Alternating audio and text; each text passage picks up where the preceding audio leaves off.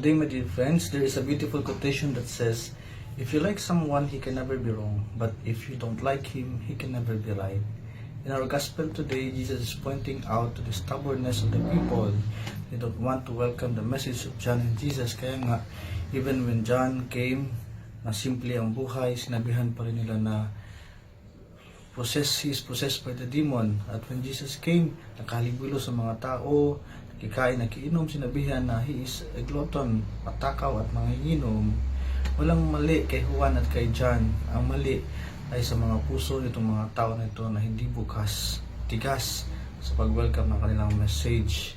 My dear friends, nangyayari ito sa araw-araw nating buhay.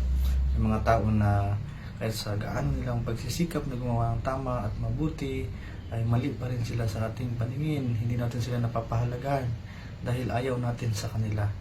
Pero mayroon din mga tao na kahit alam natin na mali ang kanilang ginagawa, pinagtatakpan natin. Minsan pinagtatanggol pa natin. At minsan pinipraise pa natin. Why? Because they are popular. Because we need their favor or because we like them. The difference, kung magibabaw sa atin ang personal biases, inahadlangan natin ang ating sarili na para sa katarungan at katotohanan. Kaya in our gospel, Jesus is challenging us to go beyond our personal likes and dislikes, our prejudice, our biases, and to look with the eyes of truth, mercy, and love, just as how God sees us. And we always remember this: if you like someone, he can never be wrong, but if you don't like him, he can never be right.